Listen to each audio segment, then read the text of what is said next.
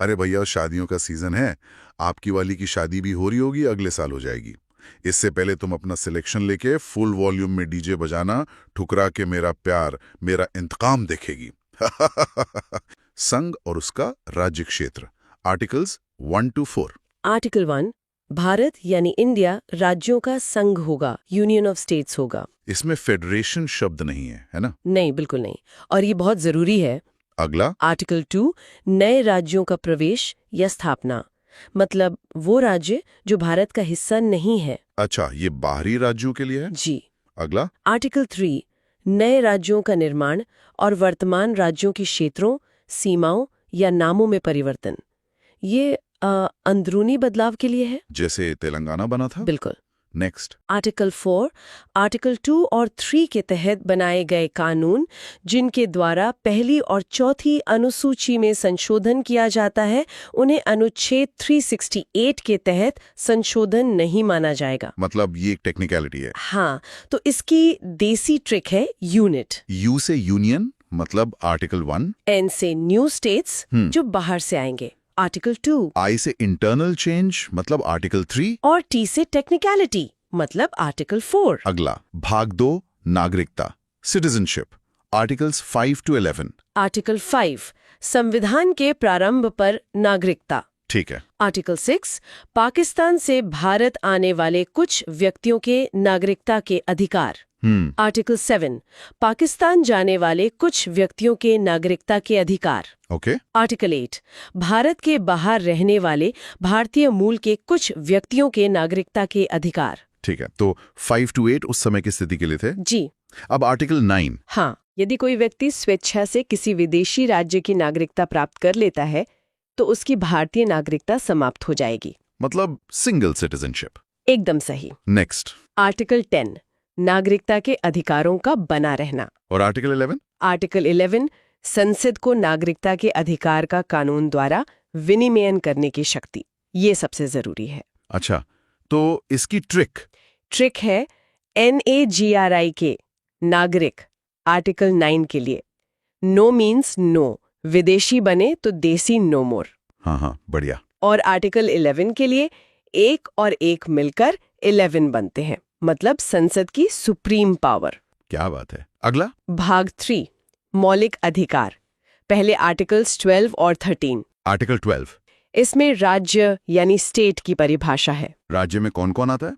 इसमें संसद, सरकार, स्थानीय निकाय, ये सब शामिल हैं। ठीक है। आर्टिकल 13, मूल अधिकारों से असंगत या उनका अल्पीकरण करने वाली विधियां शून्य होंगी। मतलब जुडिशियल रिव्यू। जी। तो देसी ट्रिक है 12 का भाव 13 ने दिया घाव। कैसे? 12 में बताया राजा यानी स्टेट कौन है, और 13 में राजा के गलत कानून को घाव देकर शून्य कर दिया। गजब। अगला, समानता का अधिकार, right to equality, articles 14 to 18। Article 14, विधि के समक्ष समानता, इक्वालिटी बिफोर लॉ। ठीक है। आर्टिकल 15, धर्म, मूलवंश, जाति, लिंग या जन्मस्थान के आधार पर भेदभाव का निषेध, नो डिस्क्रिमिनेशन। आर्टिकल 16, लोक नियोजन के विषयों में अवसर की समानता, मतलब जॉब अपॉर्चुनिटी। राइट। आर्टिकल 17, अस्पृश्यता का अंत, अनटचेबिलिटी अबॉलिश्ड। और आर्टिकल 18, उपाधियों का अंत, टाइटल्स अबॉलिश्ड। तो इसकी देसी ट्रिक? EDOUT, डाउट मत रखना। ई से, इक्वालिटी, डी से, डिस्क्रिमिनेशन नो, ओ से, अपॉर्चुनिटी, यू से, अनटचेबिलिटी, और टी से, टाइटल्स एंड। शानदार। नेक्स्ट, स्वतंत्रता का अधिकार, right to freedom, articles 19 to 22। Article 19, इसमें 6 तरह की आज़ादी है, जैसे speech, assembly, union, move, reside, profession. Okay. अपराधों के लिए दोष सिद्धि के संबंध में संरक्षण। आर्टिकल 21, प्राण और दैहिक स्वतंत्रता का संरक्षण, राइट टू लाइफ। और 21A। आर्टिकल 21A, शिक्षा का अधिकार, 6 से 14 वर्ष के बच्चों के लिए। राइट। आर्टिकल 22, कुछ दशाओं में गिरफ्तारी और निरोध से संरक्षण, अरेस्ट प्रोटेक्शन। तो इसकी देसी ट्रिक? आर्टिकल 19 के लिए है Sam resides in profession, S speech, A assembly, M movement. और आर्टिकल 21 के लिए? आर्टिकल 21 शादी की उम्र 21 मतलब लाइफ शुरू, राइट टू लाइफ। ये सही है। अगला। शोषण के विरुद्ध अधिकार, right against exploitation, article 23-24। Article 23? मानव के दुर्व्यापार और बलात् श्रम का प्रतिषेध, मतलब ट्रैफिकिंग और फोर्स्ड लेबर पर रोक। और 24? आर्टिकल 24 कारखानों आदि में बालकों के नियोजन का प्रतिषेध, 14 साल से कम उम्र के बच्चों पर रोक। अच्छा, तो ट्रिक? ट्रिक है 23 में आंटी, 24 में बंटी। ये कैसे? 23 में ट्रैफिकिंग मतलब ह्यूमन बीइंग्स अडल्ट्स तो आंटी, और 24 में 2-4 बच्चे काम पे नहीं जाएंगे तो बंटी। 23 में आंटी, 24 में बंटी। गजब। नेक्स्ट, धर्म की स्वतंत्रता का अधिकार, freedom of religion, articles 25-28। Article 25 अंतःकरण की और धर्म को अबाध रूप से मानने, आचरण और प्रचार करने की स्वतंत्रता, ये पर्सनल है। ठीक है। आर्टिकल 26 धार्मिक कार्यों के प्रबंध की स्वतंत्रता, ये इंस्टीट्यूशनल है। आर्टिकल 27 किसी विशिष्ट धर्म की अभिवृद्धि के लिए करों के संदाय के बारे में स्वतंत्रता, मतलब टैक्स फ्री। और 28? आर्टिकल 28 कुछ शिक्षण संस्थानों में धार्मिक शिक्षा या धार्मिक उपासना में उपस्थित होने के बारे में स्वतंत्रता। तो इसकी देसी ट्रिक? PMTA, P से प्रैक्टिस 25, M से मैनेज 26, T से टैक्स फ्री 27 और A से अटेंडेंस 28। बहुत बढ़िया। अगला। संस्कृति और शिक्षा संबंधी अधिकार, cultural and educational rights, articles 29-30। Article 29 अल्पसंख्यक वर्गों के हितों का संरक्षण, मतलब भाषा, लिपि, संस्कृति को बचाना। ठीक है। आर्टिकल 30 शिक्षा संस्थानों की स्थापना और प्रशासन करने का अल्पसंख्यक वर्गों का अधिकार, मतलब इंस्टीट्यूट्स खोलने का अधिकार। जी। यहाँ ध्यान रखना है कि आर्टिकल 31 संपत्ति का अधिकार अब डिलीट हो गया है, वो अब 300A में एक लीगल राइट है। हाँ, तो इसकी ट्रिक? ट्रिक है 29-30 का प्यार। 29 में बचाओ मतलब सेव कल्चर, और 30 में पढ़ाओ मतलब रन इंस्टीट्यूट्स। 29 बचाओ, 30 पढ़ाओ।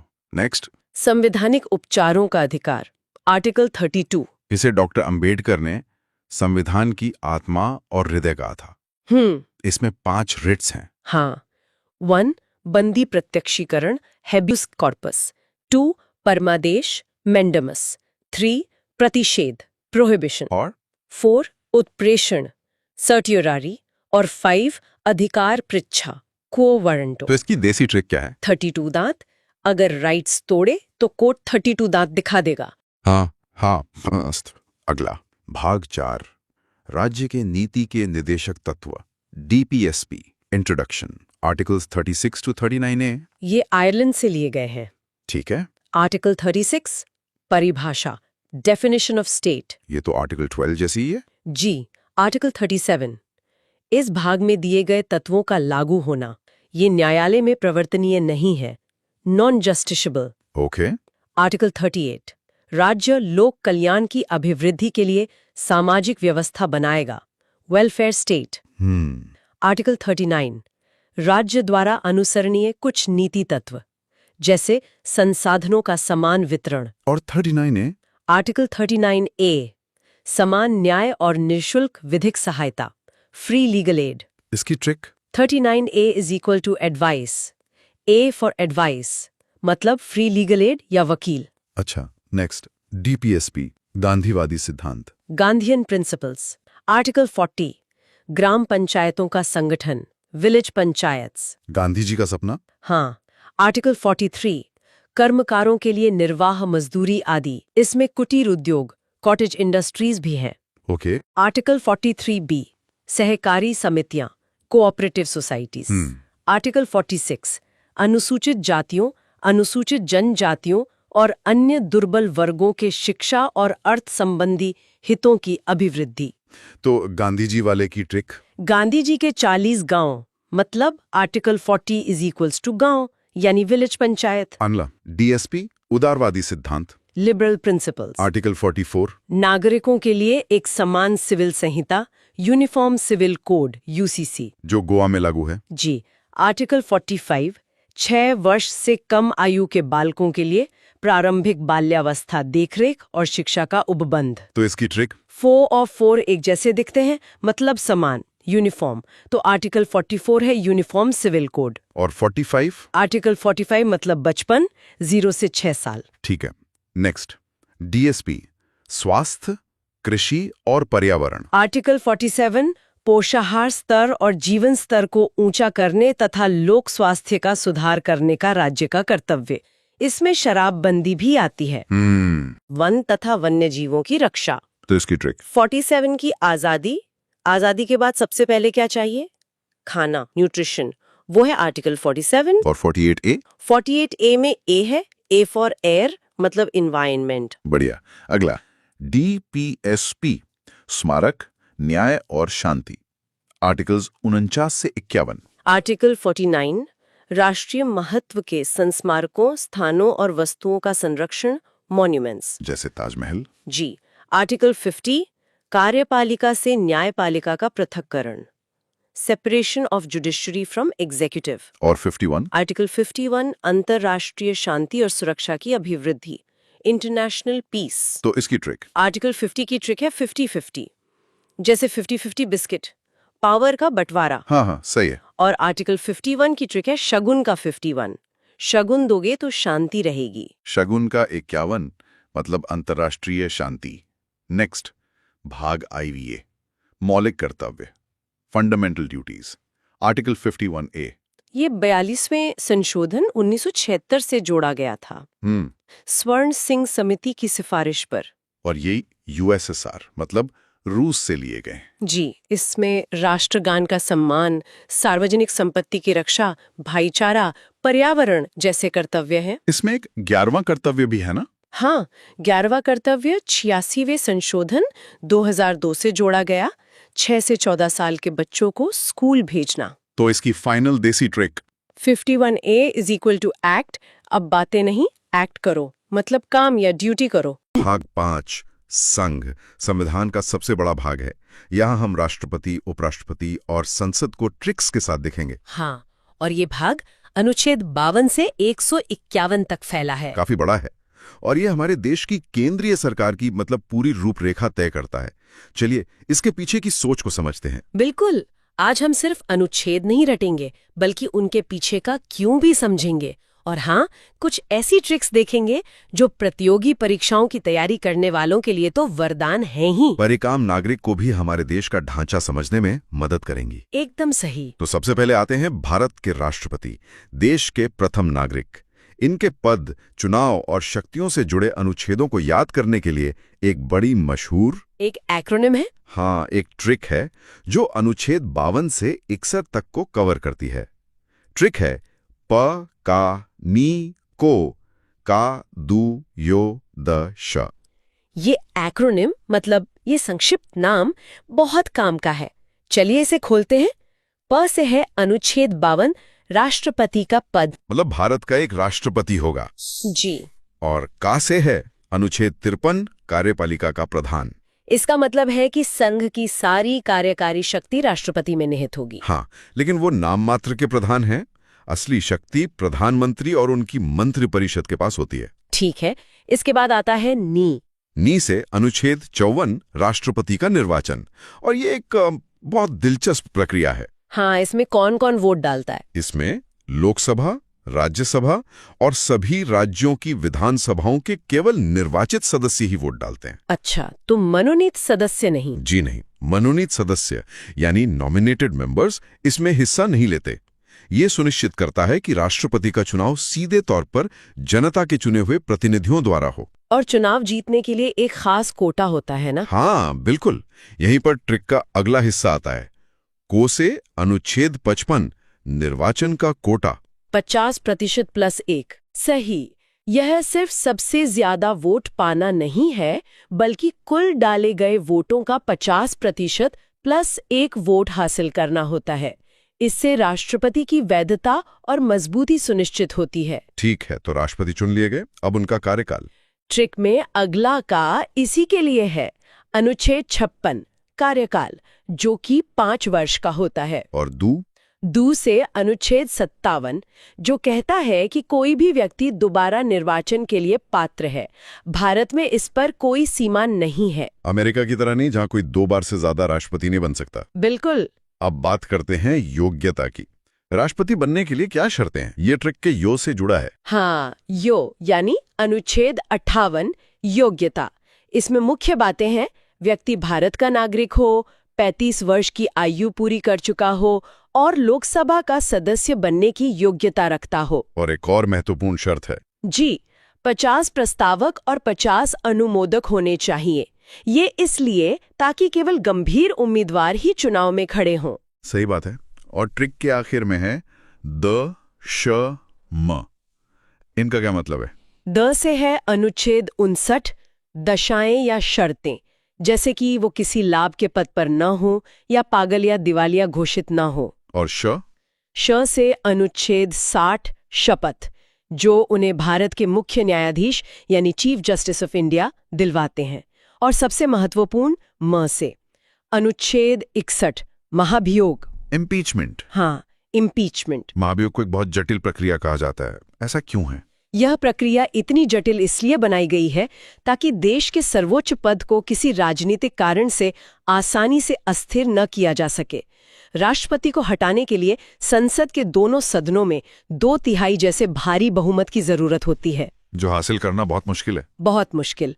और अंत में एक और अनुच्छेद है 62, जो कहता है कि राष्ट्रपति का पद खाली होने पर 6 महीने के अंदर चुनाव कराना अनिवार्य है। तो ये तो हुई राष्ट्रपति की बात। अब आते हैं उपराष्ट्रपति पर। इनके लिए भी कोई ट्रिक है? हाँ, एक छोटी और सीधी ट्रिक है, उसरा निकास। उसरा निकास। जी, यह अनुच्छेद 63 से 69 तक के लिए है। उ से अनुच्छेद 63, उपराष्ट्रपति का पद। स से अनुच्छेद 64, जो कहता है कि उपराष्ट्रपति राज्यसभा का पदेन सभापति होगा। असल में यही उनका मुख्य काम है। और रा से? रा से है अनुच्छेद 65। इसका मतलब है कि अगर राष्ट्रपति का पद किसी कारण से खाली हो तो उपराष्ट्रपति एक कार्यवाहक राष्ट्रपति के तौर पर काम करेंगे। यहाँ मुझे एक सवाल पूछना है। उपराष्ट्रपति के चुनाव में कौन वोट देता है? क्या ये राष्ट्रपति चुनाव जैसा ही है? यह एक बहुत अच्छा सवाल है और यही एक बड़ा अंतर है। ट्रिक में नी से है अनुच्छेद 66, निर्वाचन। अच्छा। इसमें लोकसभा और राज्यसभा के सभी सदस्य यानी निर्वाचित और मनोनीत दोनों भाग लेते हैं। विधानसभा के सदस्य इसमें वोट नहीं करते। इसके पीछे कोई तर्क है? हाँ, तर्क यह है कि चूंकि उपराष्ट्रपति का मुख्य काम राज्यसभा की अध्यक्षता करना है, इसलिए केंद्रीय विधायिका के सदस्य ही उन्हें चुनते हैं। ये तो बहुत तार्किक बात हुई। ट्रिक में आगे का और सा है। का से अनुच्छेद 67, कार्यकाल, जो 5 वर्ष का होता है। और स से 2 अनुच्छेद जुड़े हैं, अनुच्छेद 68 जो चुनाव का सही समय तय करता है और अनुच्छेद 69 जो उनकी शपथ से जुड़ा है, जो उन्हें राष्ट्रपति दिलवाते हैं। जी। तो हमने कार्यपालिका के शीर्ष 2 पदों को समझ लिया, लेकिन ये अकेले काम नहीं करते। इन्हें सलाह कौन देता है और इनके फैसलों को लागू कौन करता है? बिल्कुल, यहीं पर प्रधानमंत्री और उनकी मंत्रिपरिषद की भूमिका आती है। लेकिन उस पर आने से पहले एक बहुत ही दिलचस्प पैटर्न देखते हैं जो हमारे संविधान की आत्मा को दिखाता है। अच्छा। अनुच्छेद 72 ये राष्ट्रपति को क्षमादान की शक्ति देता है। हाँ, ये तो हमने कई बार खबरों में सुना है। मतलब वो मौत की सजा तक को माफ कर सकते हैं। ये एक बहुत बड़ी न्यायिक शक्ति है। बिल्कुल। अब देखिए जादू। अगर हम अनुच्छेद 72 में 89 जोड़ दें तो क्या मिलेगा? 72 में 89। 72 + 89 बराबर 161। 161। अनुच्छेद 161 में ठीक यही क्षमादान की शक्ति राज्य के राज्यपाल को दी गई है। अरे वाह, तो ये पैटर्न एक तरह का संवैधानिक खाका है। मतलब एक बार केंद्र का स्ट्रक्चर समझ लिया तो राज्य का अपने आप साफ हो जाता है। आपने बिल्कुल सही पकड़ा। ये सिर्फ एक ट्रिक नहीं बल्कि संविधान बनाने वालों की सोच है। जी, वे केंद्र और राज्य में एक जैसी सुसंगत शासन प्रणाली चाहते थे। ये हमारे संघीय ढांचे की नींव है, जिसे हम इस बातचीत में बार बार देखेंगे। जैसे अनुच्छेद 74 कहता है कि राष्ट्रपति को सलाह देने के लिए एक मंत्री परिषद होगी जिसके मुखिया प्राइम मिनिस्टर होंगे। अब आप अंदाजा लगाइए। ठीक है, तो अनुच्छेद 74, अगर मैं इसमें 89 जोड़ूं, 74 + 89 बराबर 163। तो अनुच्छेद 163 में राज्यों के लिए ऐसा ही कुछ होगा। एकदम सही। अनुच्छेद 163 में राज्यपाल को सलाह देने के लिए राज्य की मंत्रिपरिषद का प्रावधान है। यही पैटर्न अनुच्छेद 75 पर भी लागू होता है, मंत्रियों की नियुक्ति से जुड़ा। हाँ। 75 + 89 बराबर 164, जो राज्यपाल द्वारा राज्य के मंत्रियों की नियुक्ति की बात करता है। कमाल है। इसी कड़ी में एक और महत्वपूर्ण पद आता है महान्यायवादी यानी अटॉर्नी जनरल का। हाँ, अनुच्छेद 76 ये देश के सबसे बड़े कानून अधिकारी होते हैं जो सरकार को कानूनी मामलों पर सलाह देते हैं। इनकी नियुक्ति राष्ट्रपति करते हैं। जी, और ये राष्ट्रपति के प्रसाद पर्यंत ही अपने पद पर रहते हैं, मतलब इनका कोई निश्चित कार्यकाल नहीं होता। मैंने सुना है कि इनके पास एक अनोखी शक्ति होती है, वो संसद का हिस्सा न होते हुए भी वहां की कार्यवाही में भाग ले सकते हैं। ये बात अनुच्छेद 88 में कही गई है। ये थोड़ा अजीब है ना? अजीब लगता है, लेकिन इसका उद्देश्य ये है कि जब भी संसद में किसी कानूनी या तकनीकी बिल पर चर्चा हो तो सरकार का पक्ष रखने के लिए देश का सबसे बड़ा कानूनी दिमाग वहां मौजूद हो। मतलब वे बोल सकते हैं, बहस में हिस्सा ले सकते हैं। जी, लेकिन वोट नहीं कर सकते क्योंकि वे जनता के चुने हुए प्रतिनिधि नहीं हैं। और मैं शर्त लगा सकता हूं कि यहां भी +89 वाला पैटर्न काम करता होगा। आपकी शर्त आप जीत गए। 76 + 89 = 165। 165? अनुच्छेद 165 में राज्य के महाधिवक्ता यानी एडवोकेट जनरल का प्रावधान है। वही भूमिका, वही शक्तियां, बस राज्य के स्तर पर। तो अब तक हमने कार्यपालिका को समझा, अब आते हैं विधायिका पर, यानी हमारी संसद, जहां देश के कानून बनते हैं। संसद के लिए भी एक बहुत सरल और प्रसिद्ध ट्रिक है, सरला। सरला? हाँ, ये अनुच्छेद 79, 80 और 81 के लिए है। स से अनुच्छेद 79 संसद, जो राष्ट्रपति, राज्यसभा और लोकसभा से मिलकर बनती है। रे से राज्यसभा। अनुच्छेद 80 राज्यसभा, हमारा उच्च सदन। और ला से अनुच्छेद 81 लोकसभा यानी निम्न सदन। और मुझे लगता है कि केंद्र और राज्य की समानता वाला पैटर्न यहां भी लागू होता होगा। बिल्कुल, आप कोशिश कीजिए, अनुच्छेद 79 में 89 जोड़कर देखिए। ठीक है, 79 + 89 = 168। ये राज्य के विधानमंडल का अनुच्छेद होगा। सही। और अनुच्छेद 80 यानी राज्यसभा में 89 जोड़ें तो 80 + 89 = 169। ये विधान परिषद के बारे में होगा शायद। बहुत बढ़िया। और आखिरी अनुच्छेद 81 लोकसभा में 89 जोड़ने पर मिलता है 81 + 89 = 170, जो विधानसभा की गठन की बात करता है। जी, ये पैटर्न कितना सुंदर और तार्किक है। तो संसद बन गई। अब ये काम कैसे करती है? सत्तर कौन बुलाता है? ये शक्ति अनुच्छेद 85 के तहत राष्ट्रपति के पास है। वही संसद का सत्र बुलाते हैं, सत्रावसान करते हैं और प्रधानमंत्री की सलाह पर लोकसभा को भंग भी कर सकते हैं। लेकिन सदन की कार्यवाही शुरू करने के लिए एक न्यूनतम उपस्थिति जरूरी है। हाँ, जिसे कोरम कहते हैं। कोरम, सही। अनुच्छेद 100 में गणपूर्ति या कोरम का जिक्र है। ये वैसा ही है जैसे किसी क्लास को शुरू करने के लिए कम से कम कुछ छात्रों का होना जरूरी है, ताकि कुछ गिने चुने सदस्य ही मिलकर देश के लिए कोई बड़ा फैसला ना ले लें। बिल्कुल।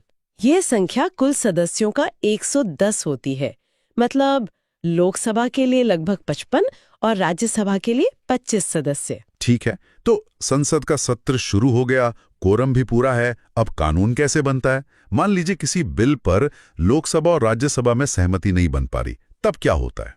ऐसी स्थिति के लिए संविधान में एक रास्ता है, अनुच्छेद 108 संयुक्त अधिवेशन, जॉइंट सेशन। जी, राष्ट्रपति दोनों सदनों की एक साथ बैठक बुलाते हैं, जिसकी अध्यक्षता लोकसभा के स्पीकर करते हैं। क्योंकि लोकसभा में सदस्य संख्या ज्यादा है तो आमतौर पर फैसला उसी के पक्ष में जाता है। सही। और मैंने धन विधेयक यानी मनी बिल के बारे में भी सुना है, जिसे लेकर राज्यसभा की शक्तियां बहुत सीमित हैं। हाँ, अनुच्छेद 110 धन विधेयक को परिभाषित करता है। ये सरकार के खर्चों और टैक्स से जुड़ा होता है। इसे केवल लोकसभा में ही पेश किया जा सकता है। और राज्यसभा इसे सिर्फ 14 दिनों तक रोक सकती है। पास हो जाता है तो वो राष्ट्रपति के पास जाता है। उनके पास क्या विकल्प होता है? अनुच्छेद 111 राष्ट्रपति को किसी विधेयक पर अनुमति देने की शक्ति देता है, जिसे हम वीटो पावर भी कहते हैं। वे बिल को मंजूरी दे सकते हैं, उसे रोक सकते हैं या फिर पुनर्विचार के लिए संसद को वापस भेज सकते हैं। और यहाँ भी हमारा +89 का नियम काम करता है। 111 + 89 = 200। अनुच्छेद 200 राज्यपाल को राज्य के विधेयकों पर अनुमति देने की शक्ति देता है। अब बात करते हैं बजट की। मजेदार बात यह है कि हमारे संविधान में बजट शब्द है ही नहीं। ये सच है। अनुच्छेद 112 में इसे वार्षिक वित्तीय विवरण या एनुअल फाइनेंशियल स्टेटमेंट कहा गया है। ये सरकार की साल भर की आमदनी और खर्चों का लेखा जोखा होता है। यहाँ पैटर्न में कोई बदलाव है? हाँ, एक छोटा सा बदलाव है। राज्य के बजट के लिए हम 89 की जगह 90 जोड़ते हैं। अच्छा। 112 प्लस 90 बराबर 202, जो राज्य के बजट का प्रावधान करता है। और इस पूरी चर्चा के अंत में एक बहुत शक्तिशाली अनुच्छेद आता है, 123, राष्ट्रपति की अध्यादेश जारी करने की शक्ति। ये क्या है? अध्यादेश या ऑर्डिनेंस एक तरह का अस्थायी कानून होता है। अस्थाई? हाँ, ये तब इस्तेमाल होता है जब संसद सत्र में न हो और किसी कानून की तत्काल जरूरत पड़ जाए, तो राष्ट्रपति मंत्रिपरिषद की सलाह पर एक अध्यादेश जारी कर सकते हैं, जिसकी शक्ति संसद के कानून के बराबर होती है। इसे याद रखने की भी कोई ट्रिक है? हाँ, एक बहुत मजेदार ट्रिक है। अनुच्छेद है 123। अगर हम इसके अंकों की जगह बदल दें, मतलब 2 को पहले ले आए, तो ये बन जाता है 213। और अनुच्छेद 213 में राज्यपाल की अध्यादेश जारी करने की शक्ति है। तो हमने भाग 5 के एक बड़े हिस्से को कवर किया, राष्ट्रपति से लेकर संसद की शक्तियों तक, और इन आसान ट्रिक्स और पैटर्न के साथ जो इन्हें समझने में वाकई मदद करते हैं। हम देखेंगे सुप्रीम कोर्ट, सीएजी और फिर चलेंगे राज्यों की तरफ। यहाँ राज्यपाल और हाई कोर्ट के लिए बहुत शानदार ट्रिक्स हैं। चलिए तो इस चर्चा को शुरू करते हैं। हम सबसे पहले देश की सर्वोच्च न्यायपालिका यानी कि सुप्रीम कोर्ट, उससे जुड़े महत्वपूर्ण अनुच्छेदों को समझेंगे। और इसमें एक बहुत दिलचस्प ट्रिक भी है जो सुप्रीम कोर्ट और हाई कोर्ट के गठन के अनुच्छेद को याद रखने में मदद करेगी, जो अक्सर एग्जाम्स में पूछा जाता है। बिल्कुल, ये अनुच्छेद सिर्फ नंबर नहीं है, ये हमारे लोकतंत्र की, आप कह सकते हैं, नींव के पत्थर हैं, और इन्हें समझना खासकर कम्पिटिटिव एग्जाम्स के लिहाज से बहुत जरूरी है। हम कोशिश करेंगे कि सिर्फ क्या है ये ना बताएं, बल्कि ये क्यों है इस पर भी थोड़ी बात करें। तो चलिए इसे खोलकर देखते हैं। शुरुआत करते हैं अनुच्छेद 124 से। ये सुप्रीम कोर्ट की स्थापना और गठन के बारे में है। एक तरह से ये सुप्रीम कोर्ट का जन्म प्रमाण पत्र है। और यहीं पर वो ट्रिक आती है जिसकी मैं बात कर रहा था। देखिए, अनुच्छेद है 124। अगर हम इसके अंकों को थोड़ा फेरबदल करें तो 124 से बनता है 214। और अनुच्छेद 214 राज्यों के लिए हाई कोर्ट के गठन से संबंधित है।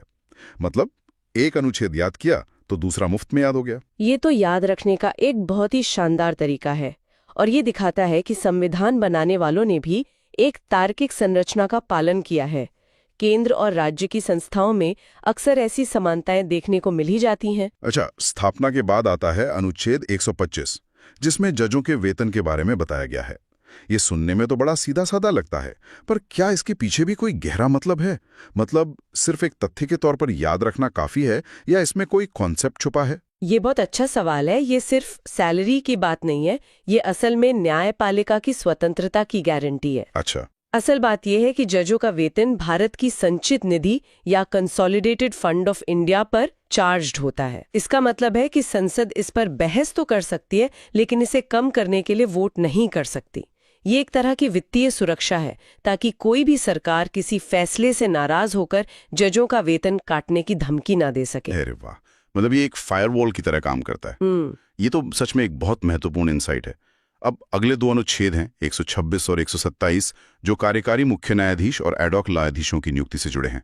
ये तो मतलब प्रक्रियात्मक लगते हैं। हाँ, ये ऑपरेशनल अनुच्छेद है। एडहॉक यानी तदर्थ न्यायाधीशों की नियुक्ति तब की जाती है जब सुप्रीम कोर्ट में किसी केस को सुनने के लिए जजों का कोरम पूरा नहीं हो रहा हो। ये बस ये सुनिश्चित करता है कि न्याय का काम रुके नहीं। चलिए अब एक असली पावर हाउस अनुच्छेद पर आते हैं। अनुच्छेद 129।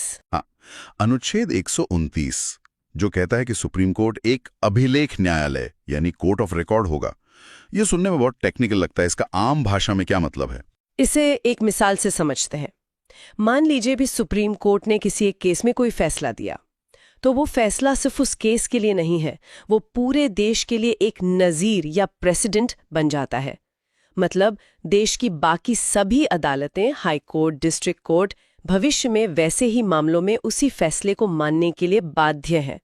वो उस फैसले को एक नियम की किताब की तरह इस्तेमाल करते हैं। कोर्ट ऑफ रिकॉर्ड होने का यही सबसे बड़ा मतलब है। यानी सुप्रीम कोर्ट सिर्फ केस नहीं सुलझाता, वो कानून को स्थापित भी करता है। और इसी अनुच्छेद से कोर्ट को अपनी अवमानना यानी कंटेम्प्ट ऑफ कोर्ट के लिए सजा देने की शक्ति भी मिलती है ना? बिल्कुल। अगर कोई कोर्ट के फैसले की जानबूझकर अवहेलना करता है तो कोर्ट उसे सजा दे सकता है। यह शक्ति कोर्ट की गरिमा और उसके फैसलों का सम्मान सुनिश्चित करने के लिए जरूरी है। इसके बाद कुछ और प्रमुख अनुच्छेद हैं, जैसे अनुच्छेद 130 जो सुप्रीम कोर्ट के स्थान, जो आमतौर पर दिल्ली है, उसकी बात करता है, और अनुच्छेद 131 जो इसकी प्रारंभिक या मूल अधिकारिता के बारे में है। ये मूल अधिकारिता क्या है? ओरिजिनल जुरिस्डिक्शन या मूल अधिकारिता का मतलब है कि कुछ खास तरह के मामले ऐसे होते हैं जिनकी सुनवाई सीधे सुप्रीम कोर्ट में ही शुरू हो सकती है, किसी निचली अदालत में नहीं। जैसे केंद्र सरकार और एक या एक से ज्यादा राज्यों के बीच कोई विवाद हो, या फिर 2 या 2 से ज्यादा राज्यों के बीच आपस में कोई टकराव हो। ये मामले इतने बड़े और संवेदनशील होते हैं कि उन्हें सुलझाने का अधिकार सिर्फ देश की सर्वोच्च अदालत को ही दिया गया है। समझ गया। अब आते हैं संविधान के एक और बेहद शक्तिशाली प्रावधान पर, अनुच्छेद 137 न्यायिक पुनरावलोकन यानी जुडिशियल रिव्यू की शक्ति। ये तो लोकतंत्र का सेफ्टी वाल्व है। Safety valve? हाँ, जुडिशियल रिव्यू का मतलब है कि सुप्रीम कोर्ट संसद द्वारा बनाए गए किसी भी कानून या सरकार द्वारा जारी किए गए किसी भी आदेश की समीक्षा कर सकता है, और अगर कोर्ट को लगता है कि वो कानून या आदेश संविधान के किसी प्रावधान का उल्लंघन कर रहा है, तो वो उसे असंवैधानिक घोषित करके रद्द कर सकता है।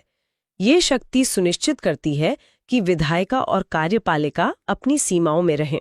और अनुच्छेद 139 भी रिट निकालने की शक्ति से ही जुड़ा है? हाँ, लेकिन इसमें एक न्यूआंस है। अनुच्छेद 32 के तहत सुप्रीम कोर्ट सिर्फ मौलिक अधिकारों के हनन पर रिट जारी कर सकता है, लेकिन अनुच्छेद 139 संसद को ये शक्ति देता है कि वो कानून बनाकर सुप्रीम कोर्ट को मौलिक अधिकारों के अलावा अन्य मामलों में भी रिट जारी करने का अधिकार दे सके। अच्छा, और आखिर में सुप्रीम कोर्ट से जुड़े 2 और अनुच्छेद जो हमेशा याद रखने चाहिए। एक तो है अनुच्छेद 141 जो कहता है कि सुप्रीम कोर्ट का कानून देश की सभी अदालतों पर बाध्यकारी है, और दूसरा अनुच्छेद 143 जिसके तहत राष्ट्रपति सुप्रीम कोर्ट से सलाह ले सकते हैं। इस पर अक्सर सवाल बनता है कि क्या ये सलाह राष्ट्रपति के लिए मानना जरूरी है? नहीं, बिल्कुल नहीं। राष्ट्रपति सलाह मांग तो सकते हैं, लेकिन उस सलाह को मानने के लिए वो बाध्य नहीं है, और इसी तरह सुप्रीम कोर्ट भी सलाह देने के लिए बाध्य नहीं है। हालांकि आमतौर पर वो सलाह देता है, ये एक सलाहकारी अधिकारिता है, बाध्यकारी नहीं। तो ये थी सुप्रीम कोर्ट की कहानी, जो सिर्फ एक अदालत नहीं बल्कि संविधान की संरक्षक है। अब उस संस्था की ओर बढ़ते हैं जो देश के खजाने की संरक्षक है। मेरा मतलब है कंट्रोलर एंड ऑडिटर जनरल, यानी भारत का नियंत्रक एवं महालेखा परीक्षक। जी, कंट्रोलर एंड ऑडिटर जनरल को पब्लिक पर्स का वॉचडॉग भी कहा जाता है। इनका काम ये देखना है कि सरकार ने जो पैसा संसद से मंजूर करवाया वो सही तरीके से सही जगह पर खर्च हुआ भी या नहीं। इससे जुड़े 3 प्रमुख अनुच्छेद हैं। अनुच्छेद 148 में कंट्रोलर एंड ऑडिटर जनरल के पद की बात की गई है, और अनुच्छेद 149 उनकी शक्तियों और कर्तव्यों को बताता है। इनकी सबसे बड़ी शक्ति क्या है? इनकी सबसे बड़ी शक्ति है इनका दायरा। कंट्रोलर एंड ऑडिटर जनरल सिर्फ केंद्र सरकार ही नहीं बल्कि सभी राज्य सरकारों और सरकारी कंपनियों के खातों की भी जांच करता है। ये एक बहुत बड़ी जिम्मेदारी है, और इस काम को बिना किसी डर या दबाव के करने के लिए उन्हें कार्यकाल की सुरक्षा दी गई है। उन्हें हटाना उतना ही मुश्किल है जितना सुप्रीम कोर्ट की जज को हटाना। तो ये अपनी रिपोर्ट कैसे देते हैं? अनुच्छेद 151 इसी बारे में है ना? जी। अनुच्छेद 151 के अनुसार कंट्रोलर एंड ऑडिटर जनरल केंद्र सरकार से जुड़ी अपने ऑडिट रिपोर्ट राष्ट्रपति को सौंपते हैं, और राष्ट्रपति उसे संसद के दोनों सदनों के पटल पर रखवाते हैं। इसी तरह राज्यों से जुड़ी रिपोर्ट उस राज्य के राज्यपाल को दी जाती है, जो उसे राज्य विधानमंडल में रखवाते हैं। और यहीं से असली कहानी शुरू होती है। हम अक्सर अखबारों में पढ़ते हैं कि कंट्रोलर एंड ऑडिटर जनरल की रिपोर्ट से कोई घोटाला सामने आया और संसद में हंगामा हो गया। तो क्या कंट्रोलर एंड ऑडिटर जनरल किसी को सजा दे सकता है? नहीं, कंट्रोलर एंड ऑडिटर जनरल का काम सजा देना नहीं है। वो एक ऑडिटर है, प्रोसिक्यूटर नहीं। लेकिन उनकी रिपोर्ट बहुत शक्तिशाली होती है। जब वो रिपोर्ट संसद की पब्लिक अकाउंट्स कमेटी यानी लोक लेखा समिति के पास जाती है, तो वो सरकारी अधिकारियों से सवाल जवाब करती है, मीडिया में बहस होती है और सरकार पर राजनीतिक दबाव बनता है। तो कंट्रोलर एंड ऑडिटर जनरल की असली ताकत उनकी रिपोर्ट की प्रामाणिकता और उसके द्वारा पैदा की जाने वाली जवाबदेही में है। बहुत बढ़िया। तो केंद्र की इन 2 बड़ी संस्थाओं के बाद अब हम संविधान के भाग 6 में प्रवेश करते हैं, जो राज्यों से संबंधित है। यह अनुच्छेद 152 से 237 तक फैला है। अनुच्छेद 152 में राज्य की परिभाषा दी गई है। और अब आता है वो हिस्सा जहां एक शानदार ट्रिक हमारा काम आसान कर देगी। ये राज्यपाल से संबंधित अनुच्छेदों के लिए है, 153 से 159 तक। ये ट्रिक कॉम्पिटिटिव एग्जाम की तैयारी करने वालों के बीच बहुत लोकप्रिय है। ट्रिक है रकानिका यस। मैं इसे बहुत धीरे और स्पष्ट रूप से बोलता हूं, रा का नी का य स। चलिए अब इस कोड को डिकोड करते हैं। अनुच्छेद 153 में रा से है राज्यपाल का पद। अनुच्छेद 154 में का से है कार्यपालिका शक्ति। इसका मतलब है कि राज्य की सारी एग्जीक्यूटिव पावर राज्यपाल में निहित होगी। बिल्कुल, लेकिन यहाँ एक लेकिन है। राज्यपाल राज्य का नाम मात्र यानी नॉमिनल हेड होता है। वास्तविक शक्तियां तो मुख्यमंत्री की अध्यक्षता वाली मंत्री परिषद के पास होती हैं, ठीक वैसे ही जैसे केंद्र में राष्ट्रपति और प्रधानमंत्री के बीच होता है। 56 में अगले का से है कार्यकाल, जो टेक्निकली राष्ट्रपति के प्रसाद पर्यंत यानी प्लेजर ऑफ द प्रेसिडेंट होता है। फिर अनुच्छेद 157 में य से है योग्यता और अनुच्छेद 158 में स से है सेवा की शर्तें। ये ट्रिक तो बिल्कुल सटीक बैठती है। और इस क्रम के ठीक बाद आता है अनुच्छेद 159, जो शपथ या ओथ से संबंधित है। राज्यपाल को शपथ उस राज्य के हाई कोर्ट के मुख्य न्यायाधीश दिलाते हैं। तो रकानी का यस और उसके ठीक बाद शपथ, ये पूरा क्रम याद रखने में बहुत मदद करता है। बिल्कुल। अब राज्यपाल से जुड़े कुछ और महत्वपूर्ण अनुच्छेद देखते हैं। अनुच्छेद 161 में राज्यपाल की क्षमादान शक्ति है। ये राष्ट्रपति की क्षमादान शक्ति से कैसे अलग है? मुख्य अंतर यह है कि राज्यपाल मृत्यु दंड यानी डेथ सेंटेंस को पूरी तरह माफ नहीं कर सकता। वो उसे सस्पेंड या कम्यूट कर सकता है, लेकिन पार्डन नहीं कर सकता। ये शक्ति सिर्फ राष्ट्रपति के पास है। अच्छा, अब राज्य की कार्यपालिका में आगे बढ़ते हैं। अनुच्छेद 163 में मंत्रिपरिषद है, जिसके प्रमुख चीफ मिनिस्टर होते हैं। अनुच्छेद 164 कहता है कि चीफ मिनिस्टर की नियुक्ति राज्यपाल करेंगे। और फिर है अनुच्छेद 165, महाधिवक्ता यानी एडवोकेट जनरल। एडवोकेट जनरल राज्य सरकार का सर्वोच्च विधि अधिकारी होता है, ठीक उसी तरह जैसे अटॉर्नी जनरल केंद्र सरकार का होता है। इनका काम राज्य सरकार को कानूनी सलाह देना और कोर्ट में उनका पक्ष रखना है। चलिए अब राज्य की विधायिका की बात करते हैं। अनुच्छेद 168 में विधानमंडल का प्रावधान है। फिर आता है अनुच्छेद 169, जो विधान परिषद के सृजन या समाप्ति से संबंधित है। ये प्रक्रिया काफी दिलचस्प है। हाँ, ये बहुत यूनिक है। किसी राज्य में विधान परिषद बनानी है या खत्म करनी है, इसका प्रस्ताव पहले उस राज्य की विधानसभा को विशेष बहुमत से पारित करना होता है। फिर वो प्रस्ताव संसद के पास जाता है और अगर संसद उसे साधारण बहुमत से पास कर दे, तब जाकर विधान परिषद बनती या खत्म होती है। तो अंतिम शक्ति संसद के हाथ में है। इसके बाद अनुच्छेद 170 विधानसभा की संरचना और 171 विधान परिषद की संरचना के बारे में है।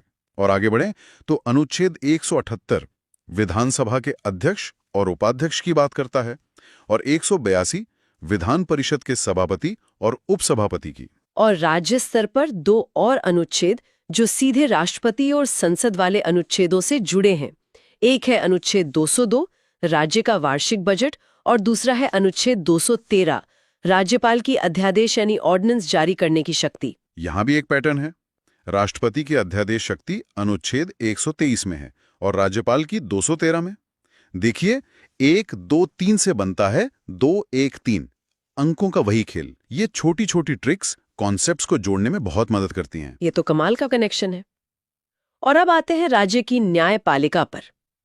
सबसे पहले अनुच्छेद 214 जो कहता है कि राज्यों के लिए हाई कोर्ट का गठन होगा। याद है हमारी पहली ट्रिक 124 से 214। जी बिल्कुल। फिर आता है अनुच्छेद 226 जिसके तहत हाई कोर्ट रिट जारी कर सकता है। ये नागरिकों के मौलिक अधिकारों की रक्षा के लिए एक बहुत शक्तिशाली उपकरण है। और अंत में अनुच्छेद 233 जो जिला कोर्ट यानी डिस्ट्रिक्ट कोर्ट की स्थापना से संबंधित है।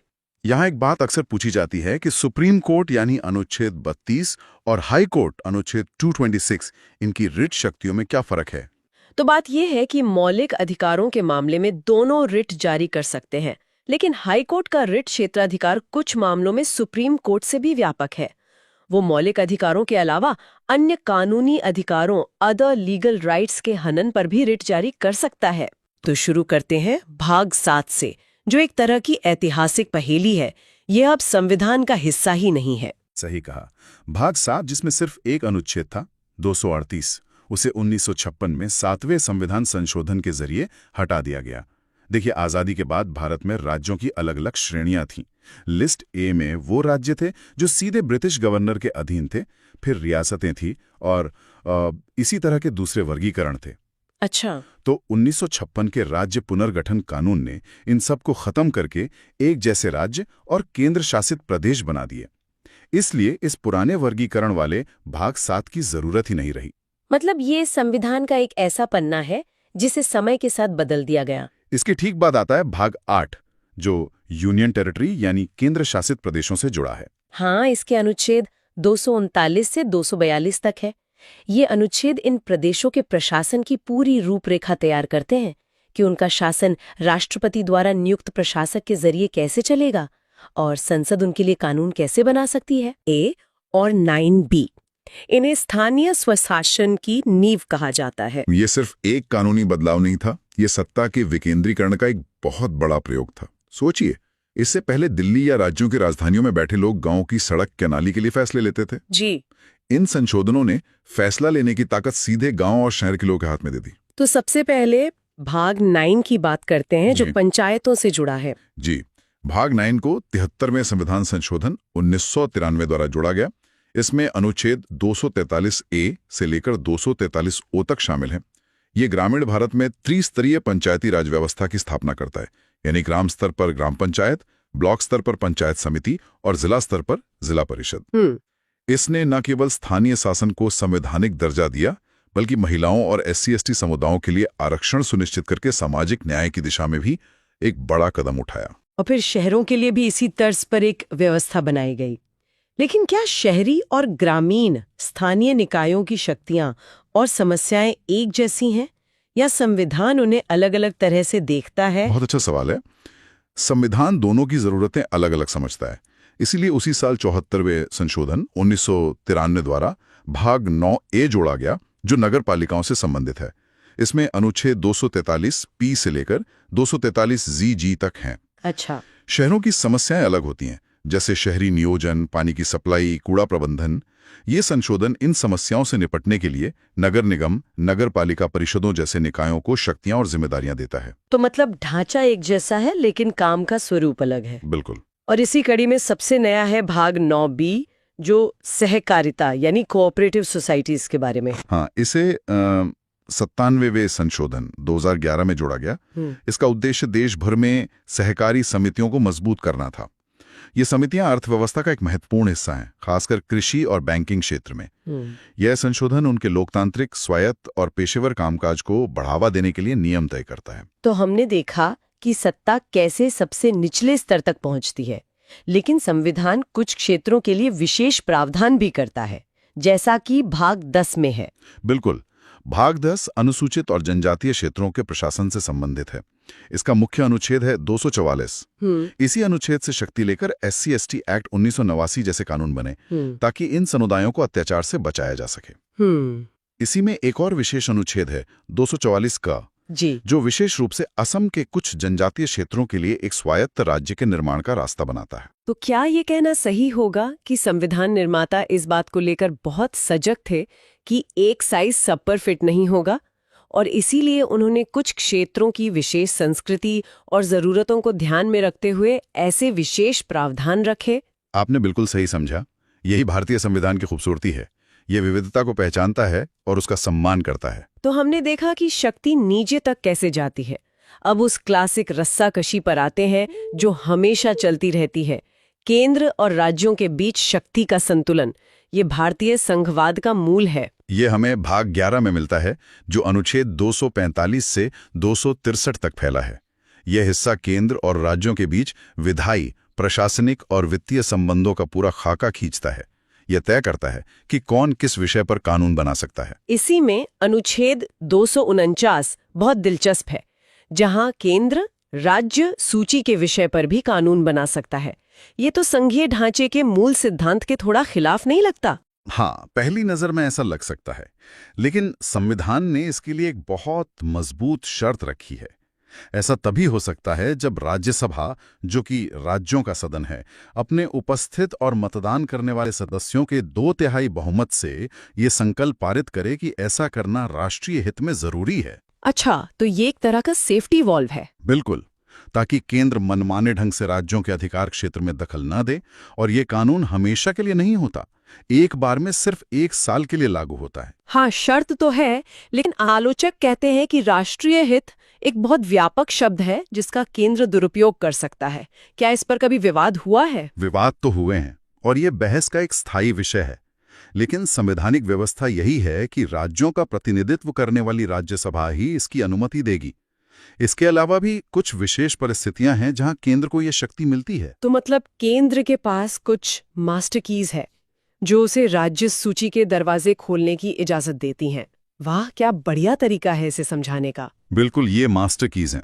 पहली, अनुच्छेद 250, जो राष्ट्रीय आपातकाल के दौरान संसद को राज्य सूची के किसी भी विषय पर कानून बनाने की शक्ति देता है। ओके। दूसरी, अनुच्छेद 252, जब 2 या 2 से अधिक राज्य खुद संसद से ऐसा करने का अनुरोध करें। और तीसरी, अनुच्छेद 253, किसी अंतर्राष्ट्रीय संधि या समझौते को लागू करने के लिए। और इस तीसरे मामले में तो राज्यों की अनुमति की भी जरूरत नहीं होती। जी नहीं, बिल्कुल जरूरत नहीं होती। ये तो शक्तियों के बंटवारे की बात हुई, लेकिन जब राज्यों के बीच ही विवाद हो जाए, जैसे नदी जल को लेकर, जो कि एक बहुत ही संवेदनशील मुद्दा है, तो संविधान क्या रास्ता दिखाता है? संविधान ने इसके लिए भी शांतिपूर्ण समाधान का तंत्र बनाया है। अनुच्छेद 262 संसद को अंतर नदीय जल विवादों के निपटारे के लिए कानून बनाने की शक्ति देता है और इसी के तहत समय समय पर विभिन्न नदी जल विवाद न्यायाधिकरणों का गठन होता है। और इसके अलावा अनुच्छेद 263 अंतरराज्यीय परिषद की स्थापना का प्रावधान करता है। ये एक मंच है जहां राज्य और केंद्र मिलकर आपसी विवादों को सुलझा सकते हैं और बेहतर समन्वय बना सकते हैं। तो ये तो हुई पैसे और कानून की बात, लेकिन इन कानूनों को लागू करने और प्रशासन को चलाने के लिए संसाधन भी तो चाहिए। सारा खेल तो आखिर में वित्त पर ही आकर टिकता है। बिल्कुल सही। इसका जवाब हमें भाग 12 में मिलता है, जो वित्त, संपत्ति और अनुबंधों से संबंधित है। इसके अनुच्छेद 264 से 300A तक हैं। ये केंद्र राज्य के वित्तीय संबंधों की रीढ़ हैं। इसमें सबसे जरूरी बातें क्या हैं? सबसे पहले अनुच्छेद 265, जो लोकतंत्र का एक मूल सिद्धांत स्थापित करता है।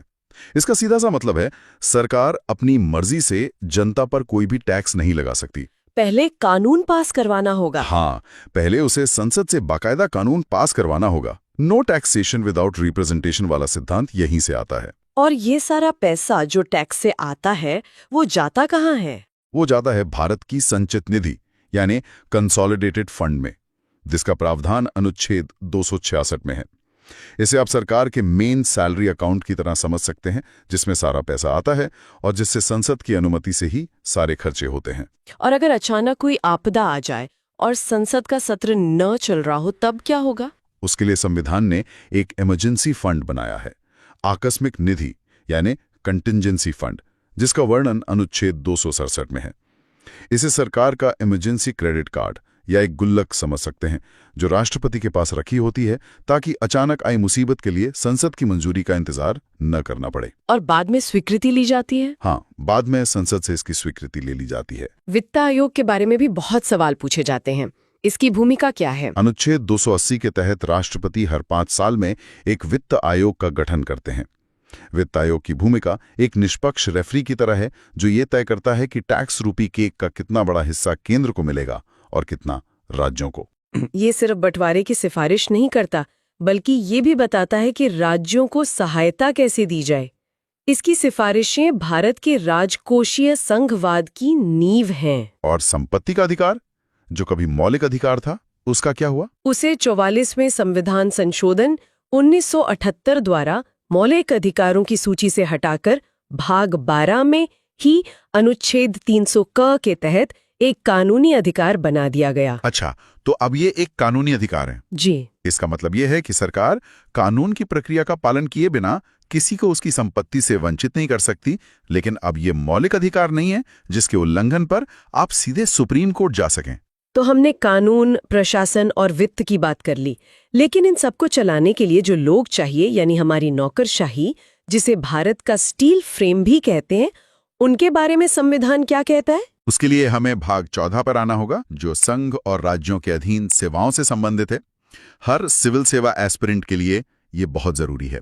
इसमें अनुच्छेद 312 अखिल भारतीय सेवाओं यानी all India services, IAS, IPS और IFS की बात करता है। और इसमें एक दिलचस्प बात है ना? हाँ, दिलचस्प बात यह है कि कोई नई अखिल भारतीय सेवा बनाने का अधिकार भी केवल राज्यसभा के पास है, ताकि राज्यों की सहमति सुनिश्चित हो सके। और इन अधिकारियों की भर्ती प्रक्रिया की निष्पक्षता कैसे सुनिश्चित की जाती है? उसके लिए है अनुच्छेद 315। ये संघ के लिए एक संघ लोक सेवा आयोग यानी यूनियन पब्लिक सर्विस कमीशन और हर राज्य के लिए एक राज्य लोक सेवा आयोग के गठन की बात करता है। यही संस्थाएं सरकार के दबाव से मुक्त रहकर योग्यता के आधार पर भर्ती प्रक्रिया सुनिश्चित करती हैं। इसी भाग में एक और हिस्सा बाद में जोड़ा गया, भाग 14 क, जो प्रशासनिक न्यायाधिकरणों यानी ट्रिब्यूनल्स की स्थापना की बात करता है, ताकि सरकारी कर्मचारियों के सेवा संबंधी विवादों का तेजी से निपटारा हो सके। और अंत में वो तंत्र जो इस पूरे लोकतांत्रिक ढांचे को शक्ति देता है, जो सरकारें बनाता और बदलता है, यानी निर्वाचन। हाँ, लोकतंत्र का महापर्व। इसका जिक्र है भाग 15 में अनुच्छेद 324 से 329 तक। ये भारत में स्वतंत्र और निष्पक्ष चुनाव की पूरी व्यवस्था की गारंटी देता है। इसमें 2 अनुच्छेद सबसे महत्वपूर्ण माने जाते हैं। बिल्कुल, इसमें 2 अनुच्छेद सबसे महत्वपूर्ण हैं। कौन कौन से? पहला है अनुच्छेद 324। ये संसद, राज्य विधानमंडलों, राष्ट्रपति और उपराष्ट्रपति के चुनावों के संचालन, निर्देशन और नियंत्रण के लिए एक स्वतंत्र निर्वाचन आयोग के गठन का प्रावधान करता है। यही आयोग है जो ये सुनिश्चित करता है कि चुनाव निष्पक्ष हों। इसे असीम शक्तियां दी गई हैं। और दूसरा अनुच्छेद जो सीधे हम नागरिकों से जुड़ा है, वो है अनुच्छेद 326, जो वयस्क मताधिकार के सिद्धांत को स्थापित करता है। ये कहता है कि लोकसभा और राज्यों की विधानसभाओं के चुनाव वयस्क मताधिकार के आधार पर होंगे। कोई भी नागरिक जो 18 वर्ष से अधिक आयु का है और कानून द्वारा अयोग्य नहीं है, उसे धर्म, जाति, लिंग या जन्मस्थान के आधार पर भेदभाव किए बिना मतदान का अधिकार होगा। एक व्यक्ति एक वोट एक मूल्य। जी, यही एक व्यक्ति एक वोट एक मूल्य का महान सिद्धांत है जो हर नागरिक को बराबर बनाता है। तो आज हमने भाग 7 से लेकर भाग 15 तक का एक लंबा सफर तय किया। हमने देखा कि कैसे संविधान ने भाग 16, जो कुछ वर्गों के लिए विशेष उपबंधों की बात करता है, तो भाग 16 का जिक्र आते ही सबसे पहले आरक्षण शब्द दिमाग में आता है। हमारे संविधान निर्माताओं ने राजनीतिक प्रतिनिधित्व सुनिश्चित करने के लिए क्या व्यवस्था की? उन्होंने इसकी नींव बहुत मजबूती से रखी है। अनुच्छेद 330 सीधे लोकसभा में सीटों के आरक्षण की बात करता है। इसके तहत अनुसूचित जातियों यानी SC के लिए 84 और अनुसूचित जनजातियों ST के लिए 47 सीटें आरक्षित की गई हैं। और ये आंकड़े जनसंख्या के अनुपात पर आधारित हैं, है ना? बिल्कुल, और समय समय पर बदलते भी हैं। इसी तरह अनुच्छेद 332 राज्यों की विधानसभाओं में SC और ST समुदायों के लिए सीटें आरक्षित करता है। और एक एंग्लो इंडियन समुदाय का भी तो प्रावधान था, जिसे लेकर हाल ही में काफी चर्चा हुई थी। हाँ था। ये एक बेहतरीन सवाल है कि ये था ही क्यों? हाँ, मतलब आजादी के वक्त इस समुदाय के लिए ये खास प्रावधान रखे ही क्यों गए थे? देखिए, आजादी के समय एंग्लो इंडियन समुदाय बहुत छोटा था और चुनाव जीतकर सदन में आना उनके लिए लगभग नामुमकिन था। तो संविधान निर्माताओं को लगा कि उनकी आवाज संसद और विधानसभाओं में सुनी जानी चाहिए। तो उन्होंने मनोनयन का रास्ता चुना। जी, अनुच्छेद 331 के तहत राष्ट्रपति लोकसभा में 2 सदस्य और अनुच्छेद 333 के तहत राज्यपाल विधानसभा में 1 सदस्य मनोनीत कर सकते थे। तो फिर इतने सालों बाद इन्हें हटाने के पीछे क्या सोच थी? क्या ये अप्रासंगिक हो गए थे? कह सकते हैं। सरकार का तर्क था कि अब इस समुदाय की आबादी काफी कम हो गई है, तो 104वें संविधान संशोधन 2020 के जरिए इस प्रावधान को आगे नहीं बढ़ाया गया। अच्छा, तो ये 104वां संशोधन था। हाँ, और इसी संशोधन ने एक और महत्वपूर्ण काम किया। अनुच्छेद 334 के तहत SC ST के लिए जो आरक्षण है वो हर 10 साल में समाप्त हो जाता है, जिससे संसद को आगे बढ़ाना पड़ता है। हाँ, तो 104वें संशोधन ने इस आरक्षण को 2020 से बढ़ाकर 2030 तक कर दिया, लेकिन एंग्लो इंडियन वाले मनोनयन को आगे नहीं बढ़ाया, तो वो प्रभावी रूप से समाप्त हो गया। ठीक है, तो सीटों में आरक्षण तो दे दिया, लेकिन अगर किसी के साथ भेदभाव हो रहा हो या उनके अधिकारों का हनन हो रहा हो, तो वो शिकायत लेकर कहाँ जाए? क्या इसके लिए भी कोई सिस्टम बनाया गया? बिल्कुल, और यहीं पर संविधान की खूबसूरती दिखती है। उसने सिर्फ अधिकार नहीं दिए, बल्कि उन अधिकारों की रक्षा के लिए संस्थाएं भी बनाई। अच्छा। यहाँ एक पैटर्न देखिए। अनुच्छेद 338 के तहत पहले अनुसूचित जाति और जनजाति के लिए एक ही राष्ट्रीय आयोग हुआ करता था। एक ही? हाँ, एक ही। लेकिन बाद में ये महसूस किया गया कि दोनों समुदायों के मुद्दे और जरूरतें अलग-अलग हैं, तो इसमें बदलाव किया गया। तो इन्हें अलग-अलग कर दिया गया? जी हाँ, संविधान में संशोधन करके इसे बांटा गया। आज की स्थिति यह है कि अनुच्छेद 338 राष्ट्रीय अनुसूचित जाति आयोग मतलब एससी कमीशन की बात करता है। ठीक है। फिर अनुच्छेद 338 का राष्ट्रीय अनुसूचित जनजाति आयोग यानी एसटी कमीशन का प्रावधान करता है। और ओबीसी के लिए भी है ना? हाँ, फिर 2018 में एक और संशोधन के जरिए अनुच्छेद 338 ख जोड़कर राष्ट्रीय अन्य पिछड़ा वर्ग आयोग मतलब अदर बैकवर्ड क्लास कमीशन को भी संवैधानिक दर्जा दे दिया गया। एक मिनट, यहाँ एक और पिछड़ा वर्ग आयोग का भी तो जिक्र आता है अनुच्छेद 340 में। इन दोनों में क्या फर्क है? ये एक बहुत बारीक लेकिन महत्वपूर्ण अंतर है और यहाँ से सवाल बनते हैं। अनुच्छेद 338 ख वाला ओबीसी आयोग एक संवैधानिक निकाय है। संवैधानिक निकाय। जबकि अनुच्छेद 340 राष्ट्रपति को पिछड़े वर्गों की दशा की जांच के लिए एक आयोग नियुक्त करने की शक्ति देता है, जैसे काका कालेलकर या मंडल आयोग बने थे। ये आयोग वैधानिक निकाय होते हैं। संवैधानिक और वैधानिक, आमतौर पर लोग इन शब्दों को एक दूसरे की जगह इस्तेमाल कर लेते हैं। इसका असल मतलब क्या है? और ये फर्क बहुत बड़ा है। संवैधानिक का मतलब है कि उस संस्था की नींव खुद संविधान में है। उसे हटाना या उसकी शक्तियों को कम करना लगभग नामुमकिन है, क्योंकि उसके लिए संविधान संशोधन करना पड़ेगा। अच्छा। जबकि वैधानिक का मतलब है कि उसे संसद ने एक साधारण कानून बनाकर बनाया है, जिसे बदलना या खत्म करना तुलनात्मक रूप से बहुत आसान होता है। समझ गए। और इनकी सिफारिशें भी बाध्यकारी नहीं होती? बिल्कुल। अनुच्छेद 340 के तहत बने आयोग की सिफारिशें सरकार पर बाध्यकारी नहीं होती, वो सिर्फ सलाहकारी होती हैं। ठीक है। तो भाग 16 का अंत कैसे होता है? किसी जाति को एससी या एसटी की सूची में डालने या निकालने का अंतिम अधिकार किसके पास है? ये अधिकार सिर्फ और सिर्फ भारत के राष्ट्रपति के पास है। अनुच्छेद 341 राष्ट्रपति को किसी भी जाति को अनुसूचित जाति घोषित करने की शक्ति देता है और अनुच्छेद 342 यही शक्ति अनुसूचित जनजाति के संदर्भ में देता है। तो समाज के कुछ वर्गों को राजनीतिक प्रतिनिधित्व और संस्थागत सुरक्षा देने के बाद संविधान निर्माताओं के सामने अगली बड़ी चुनौती क्या थी? अगली चुनौती थी संवाद की। इतने बड़े विविध देश में जहां हजारों बोलियों और भाषाएं हैं, वहां सरकार काम किस भाषा में करेगी? देश को जोड़ने वाली भाषा कौन सी होगी? हाँ, ये तो बहुत बड़ा सवाल रहा होगा। और यहीं से शुरू होता है भाग 17 यानी राजभाषा पर चली लंबी और भावनात्मक बहस का नतीजा। और इस बहस का नतीजा क्या निकला? हिंदी को लेकर अक्सर ये भ्रम रहता है कि यह हमारी राष्ट्रभाषा है। संविधान इस पर क्या कहता है? संविधान इस पर बिल्कुल स्पष्ट है। अनुच्छेद 343 कहता है संघ की राजभाषा हिंदी और लिपि देवनागरी होगी। राजभाषा, राष्ट्रभाषा नहीं। यही ध्यान देने वाला शब्द है। राजभाषा यानी ऑफिशियल लैंग्वेज, राष्ट्रभाषा यानी नेशनल लैंग्वेज नहीं। हमारे देश की कोई एक राष्ट्रभाषा नहीं है। अच्छा। हिंदी को राजभाषा का दर्जा संविधान सभा ने 14 सितंबर 1949 को दिया था।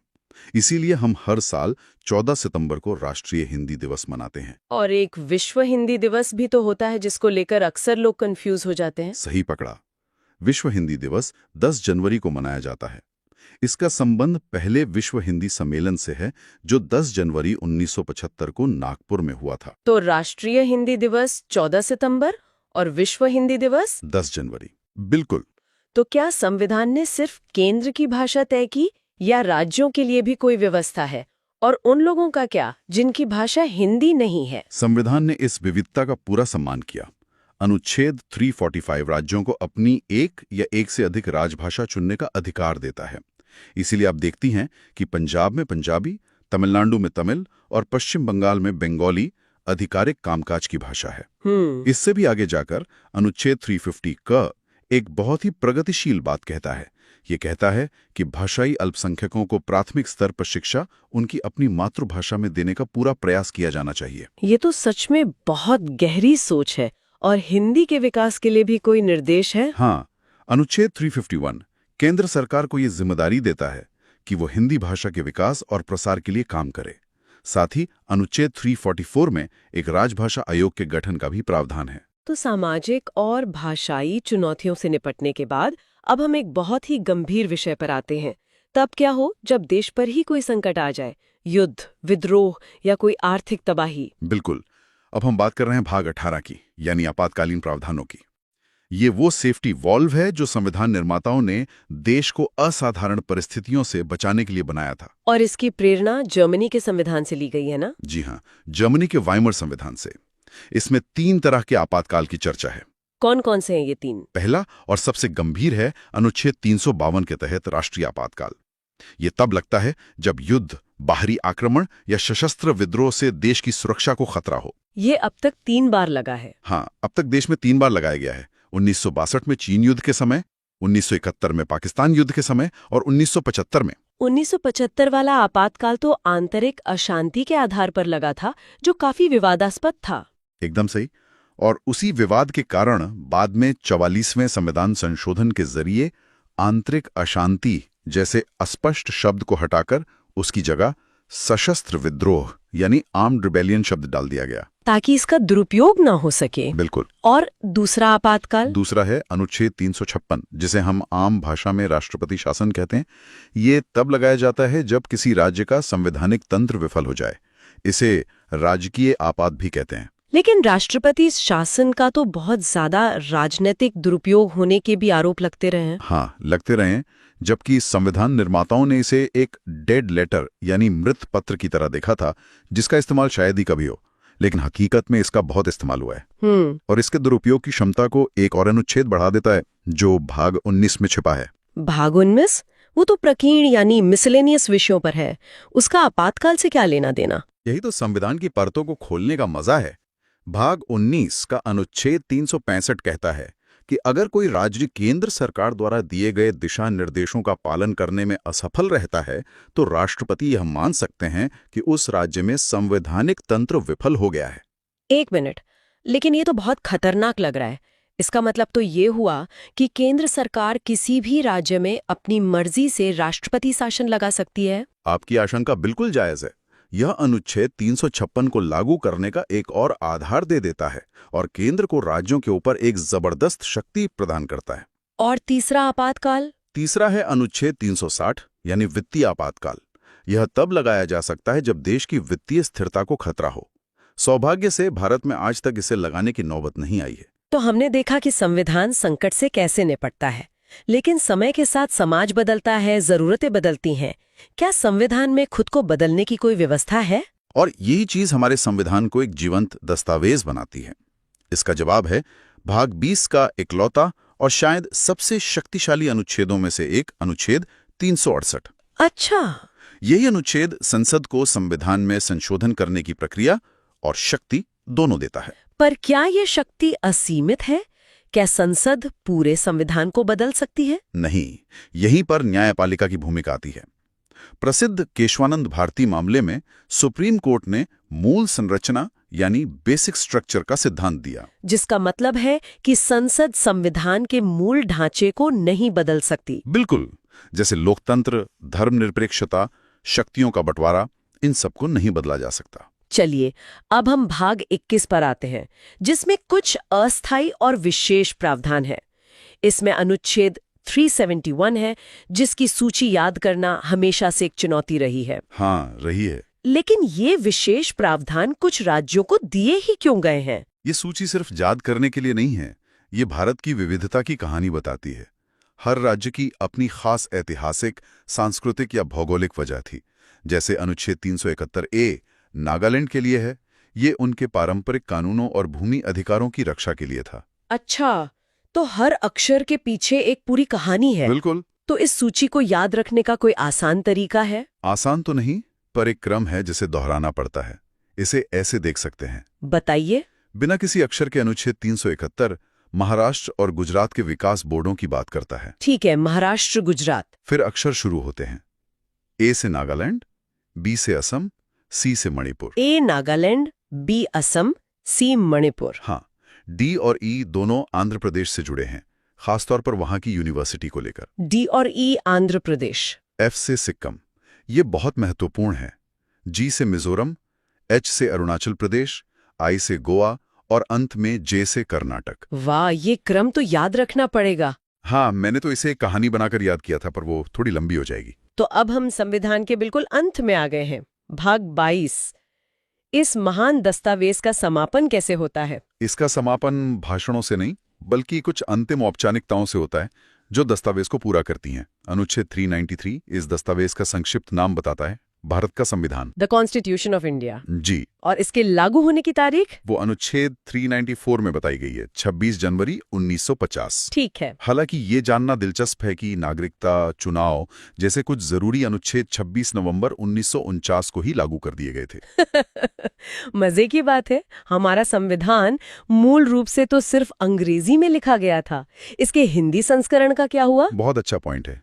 सालों बाद 1987 में 58 संशोधन के जरिए अनुच्छेद 394 क जोड़ा गया, जो संविधान के हिंदी में प्राधिकृत पाठ यानी ऑथराइज्ड टेक्स्ट का प्रावधान करता है। मतलब अपने ही देश के संविधान का आधिकारिक हिंदी रूप आने में 37 साल लग गए। हाँ, कह सकते हैं। तो जैसे ही ये नया संविधान लागू हुआ, जो पुराने कानून थे जो ब्रिटिश काल से चले आ रहे थे, उनका क्या हुआ? उसके लिए है हमारा अंतिम अनुच्छेद 395। ये एक तरह से पुराने युग का अंत और नए युग की शुरुआत की घोषणा करता है। अच्छा। ये स्पष्ट करता है कि भारत के संविधान के लागू होते ही भारत सरकार अधिनियम 1935 और भारतीय स्वतंत्रता अधिनियम 1947 जैसे सभी पुराने अधिनियम रद्द हो गए, रिपील हो गए, और इसी के साथ भारत पूरी तरह से एक नए संप्रभु, गणतांत्रिक और संवैधानिक युग में प्रवेश कर गया। बिल्कुल। तो अनुच्छेद 1 से लेकर 395 तक इन सभी अनुच्छेदों के साथ हमने भारतीय संविधान की अपनी यात्रा पूरी की। ये एक शानदार सफर था जिसमें हमने संविधान की हर बारीकी को समझने की कोशिश की। बिल्कुल।